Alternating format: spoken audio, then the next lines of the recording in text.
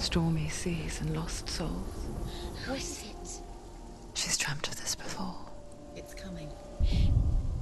Is it? Is it? Is it? They say dreams are visions of our memories, thoughts and fears, as seen by our inner eye.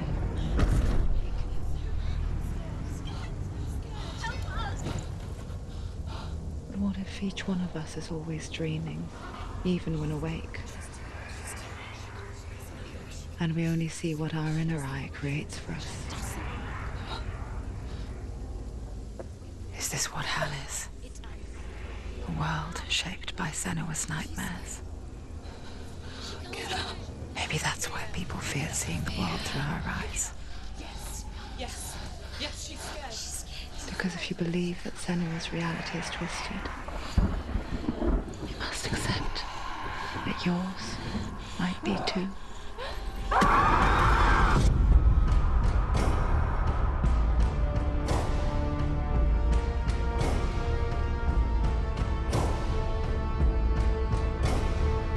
Hellblade: Senua's Sacrifice is a video game about Senua, a Celtic warrior on a vision quest into Viking territory. But what sets our hero Senua apart is that she suffers from severe psychotic mental illness.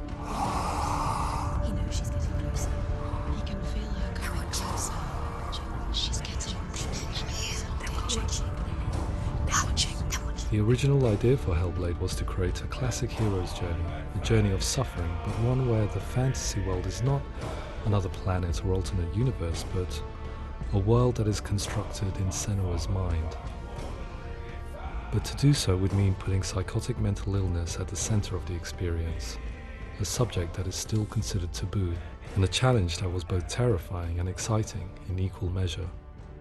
In Hellblade, the starting point was a newly discovered Celtic goddess called Senua in Ashwell, Hertfordshire.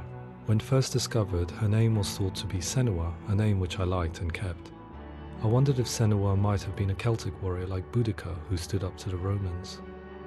While the Romans had conquered all of Europe, there was a group of Celts up in the furthest reaches of the Roman Empire that could not be conquered, the Picts. And so the Romans built a wall, called Hadrian's Wall, that spans across Britain from sea to sea to keep the Pictish barbarians at bay. The Picts were known for their war paint, painted on with woad, and their matted hair clumped with lime. And so Senua would be a barbarian Pict in this image. What's your name? Senua. I haven't seen you before. I don't leave home much. Oh, Zenua's daughter. I have to go. Wait. Orkney is off the coast of Scotland and was inhabited by the Picts, steeped in history and mystery, and so I made Orkney Senua's home and set the stage for a crisis. In the late 8th century, the first Vikings landed on the Orkney Islands. The population of the Picts crashed thereafter, replaced by the Norsemen of the 9th century. Were they wiped out? We don't know for sure, but it would seem likely given the reputation of the Vikings. The Northmen's brutality is legendary. High-ranking leaders and chieftains of the tribes they conquered were often offered as sacrifice to their gods. The most brutal of these sacrifices was known as the Blood Eagle. I imagine Senua as a young female warrior who returns home from exile to find her partner, Dillion, brutally sacrificed to a Norse god by these hellish warriors from a faraway land. I imagine the horror of this moment and how it would have dragged her deep into mental torment.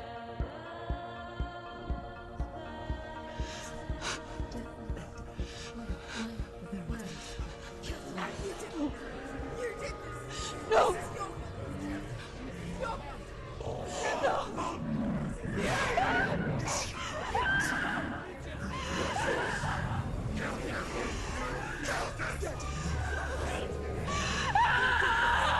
I came to learn that the Celts had a sophisticated and nuanced perspective on the nature of mental disorder. One term they used was Gelt. A Gelt is a man or woman who has been driven mad by a curse, battle trauma, or grief. The Gelt would take to a life in the woods in search of penance, punishment, and purgation. And so Senua became a Gelt, cursed by darkness, looking for redemption in the wilds. Another word the Celts used in reference to mental disorders was druth, meaning fool, or Liar. one who utters the words of God. They tell of the mad sinner who flees battle into exile and takes on a beastly nature, growing feathers on his body. The character called Druth in Hellblade is based on a little-known person called Findan, an 8th century Irish Celt who was captured and enslaved by the Vikings, but eventually escaped to Orkney where he became a monk.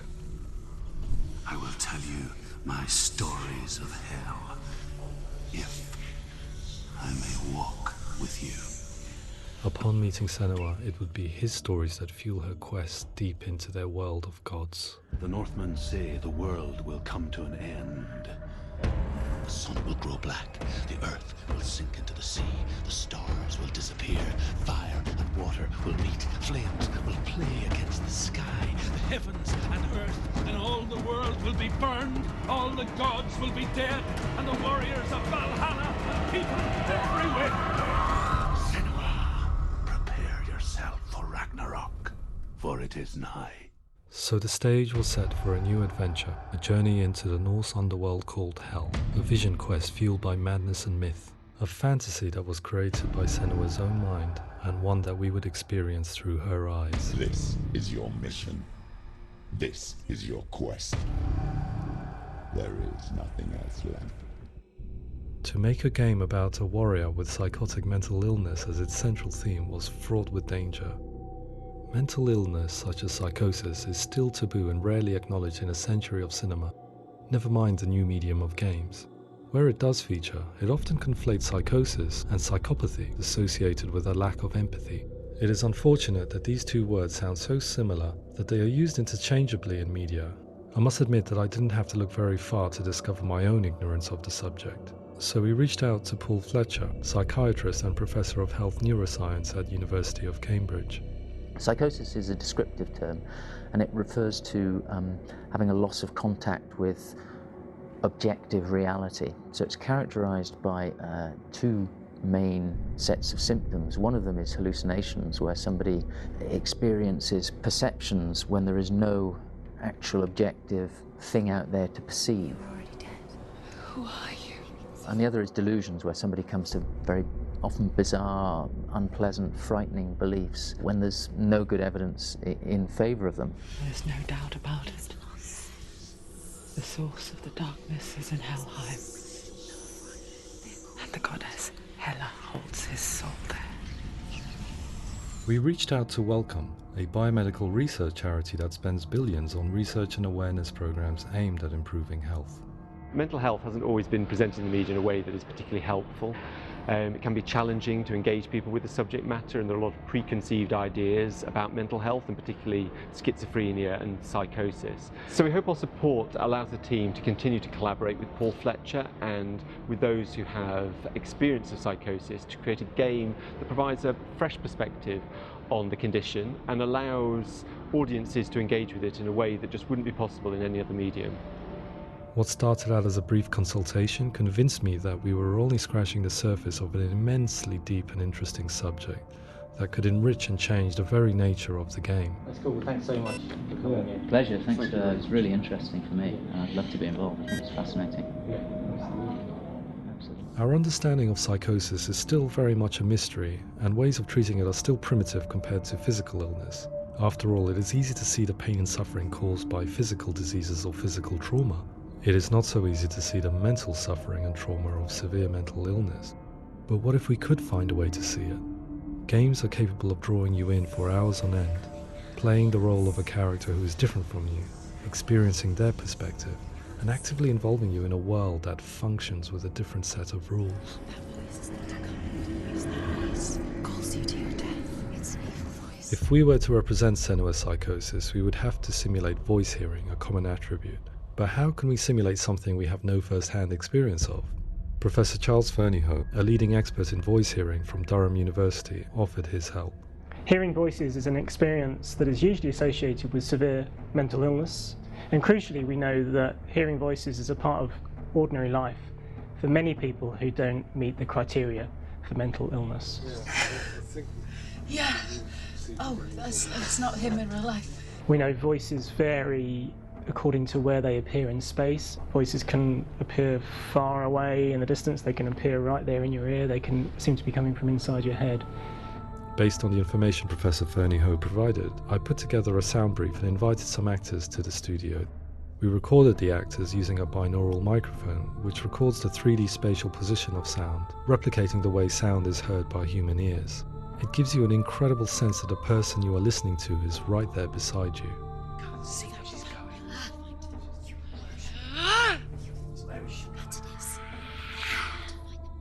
Rachel Waddingham from the Voice Collective came to our studio with 2 young voice hearers to speak to our team.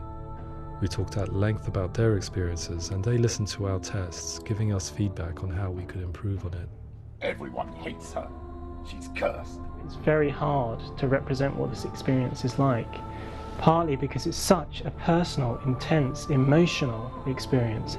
It's testament to how Ninja Theory have been listening to what the researchers are saying, but also, crucially, listening to the experts by experience. What they've come up with is so compelling. It's by far the best representation I've heard of what these experiences are like.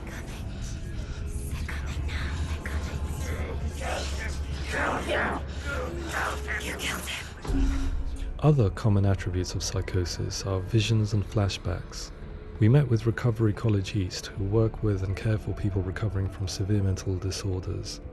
A group of service users gave us their first-hand account of what they experience. Sometimes when the visions or what we're seeing is too much, it becomes more difficult until eventually we perhaps don't see anything. The people we spoke to, the stories they told, were fascinating, harrowing and mind-boggling. The reality of what people experienced was vivid, far exceeding what I could possibly have imagined. We went away itching to represent some of these visions and flashbacks in the game. Hands will know my heart is so, love is so far away. Don't you know how I wanna feel deeper? I could never know how you grow, all these days are killing me. Now I see deep in me insanity does unfold. I just wanna feel deeper, deeper. I just wanna feel deeper, deeper.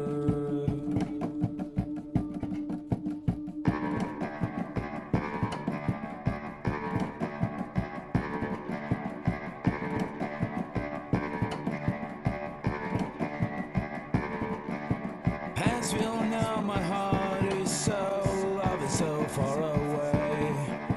Don't you know how I wanna feel deeper? I could never know how you grow, all these days are killing me. Feel like this, read like this, I just wanna live, that's all.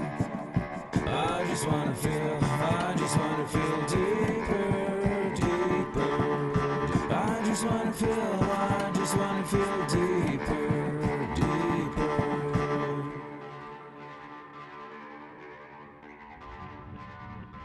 To refine our work, we continued to hold meetings with Recovery College East over the course of a year and a half, showing them what we had achieved so far and refining the in-game representations based on their feedback. With their help, flashbacks, visions and changes in perception were woven into the story and gameplay of Senua. The students that are involved in this project are incredibly excited about being involved. They have described the experience as being important because it values their lived experience and shows that despite what we have been through, all of that experience becomes valid, that actually it's something that we should all be talking about. The experiences described range from beautiful to frightening beyond comprehension. I heard of a girl who has to live with an angry voice screaming at her, slamming on her doors and walls 24 hours a day. I met someone who would often see hanging corpses in a room, so real that she would sometimes try to rescue them. The panic and fear that comes with such visions is entirely understandable, and it can be a living horror for some. Worthless, weak, pathetic. Go on, feel sorry for yourself, because there's no one left to do that for you. I was urged by one fellow that we should not shy away from showing this horror, and so I was perpetually torn in making Hellblade. Had we gone too far with our representations or not far enough? broken, and lost. Just like your soul. Come on.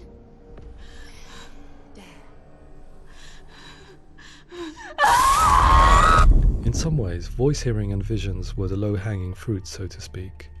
There's another aspect of psychosis that is much harder to explain, but one that I think video games are uniquely able to represent, which are often called delusions. People begin to see patterns in the world. They begin to link things that most people wouldn't link. Most of the things that we might think would be coincidence or, not worth commenting on. Nevertheless, that might have a particular salience or importance for them. One individual described how everyday words, sounds, colours and objects were steeped in meaning to him, forming a strange and sinister puzzle that he was determined to solve but could not quite get to the bottom of. It's not just brain dysfunction. It's not like the system shut down. It's actually an incredibly creative process. The person creates a world populated with voices and phantasms and terrors, and they're completely immersed in it. They believe in it. We often invite people into the studio to play the game. In one of our playtests, they played through much of the game, making associations between runes, secret messages, and the threat of darkness that stalked them. There are many things that happen in the world of Hellblade that make perfect sense within the context of Senua's mind. The dark rot that's killing her slowly from within, the secret runes of the gods that block her path to Helheim, and strange associations that exist in the game to confuse you. To complete Senua's quest, you have to internalize and accept the logic and meaning behind these things to progress. Afterwards, they said that they didn't see much evidence of mental illness in the game. People with delusions of all sorts would argue the same thing, that they are not aware of their experience being abnormal in any way.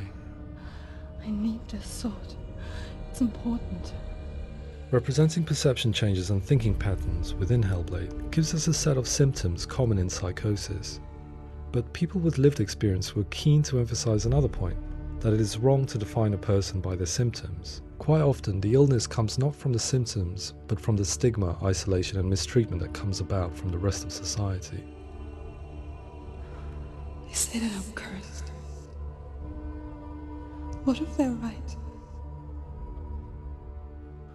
I needed someone to portray Senua, someone who could believably internalize her suffering.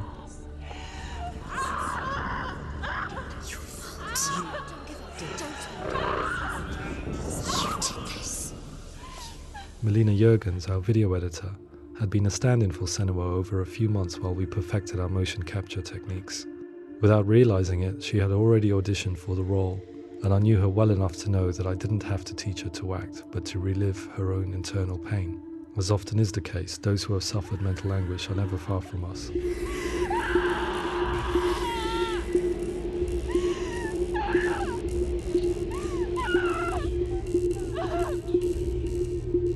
My hope is that by creating a compelling and aspirational character in Senua who feels very much real, albeit in a fantasy setting, we can provide a lens into her reality, a different one to yours, and this is where storytelling comes into play. I imagined her life based on common threads in real people's lives. She was always prone to psychosis as a child. Her mother Galina also heard voices and had visions, so perhaps there was a genetic aspect. Or perhaps it was cultural, as she lived within a world without science, of gods and a superstition, as exemplified by her druid father Zimbal. Psychosis developed in her late teens to early 20s and was exacerbated by stigma and isolation at the hands of the clansmen and her father. This darkness. It's spreading. The trauma of seeing her lover Dillian sacrificed tips her over the edge, making her remodel her reality around a concept that connects everything: the darkness. So the question, is what Senua experiences real? Can only be answered by saying, yes, it is real. It is her reality. All of her suffering will have been for nothing. It's just a matter of time. Towards the end of the project, service users and professionals that had collaborated with us were invited to see the near-final game. It was a chance to see if the game had reflected their views or if it had misrepresented them. For me, being involved in especially developing Senua's character has been really important, and being able to bring in my perspective and what I see and what I hear and having that built into the game has been a real privilege. It's gritty and it's meaty, and there are some tough subjects in there that are being tackled with honesty.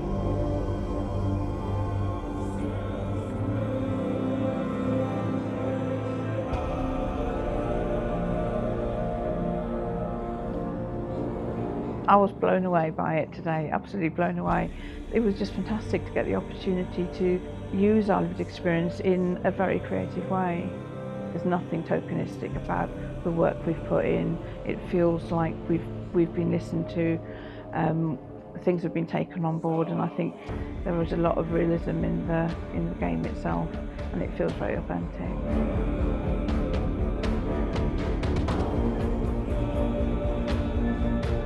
Hellblade will give people a good experience of what it's like to hear voices and have those experiences. I'm glad that the guys at Ninja Theory have asked us to come along and help them build an experience that's positive when it comes out, and get myself a copy and have a go.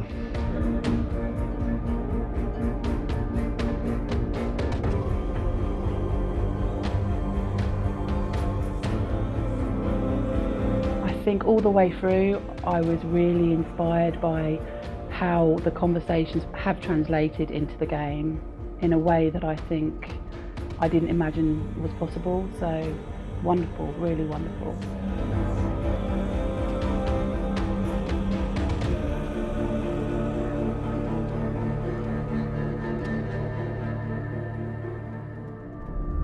I really hope that others will follow the lead they've set and use the power of something like a video game to change people's perceptions, to increase understanding, and ultimately to make some of the stigma around voice hearing and other experiences go away.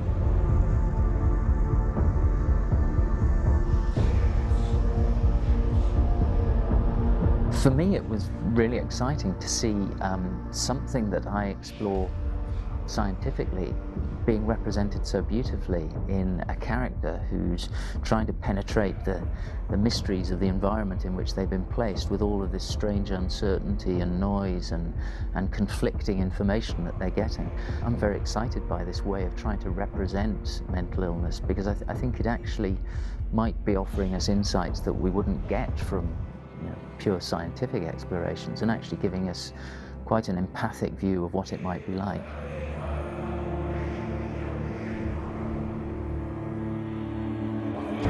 Mental illness has been with us for as long as we have been on this planet, but why? Why hasn't evolution stamped out this weakness from within our gene pool? I often pondered this question until I realized that the question had an inbuilt flaw. It assumes that being and thinking differently is a weakness. The only reason we have computers, spacecraft, medicine, poetry, art, and yes, even video games is because individuals are able to simulate new abstract realities in their minds and share them with the rest of us. We need people to be willing to see differently in order for us to progress and survive as society. And we need to be open to these new ways of seeing. And it is this spirit that motivated me to create Senua's story and share it with you.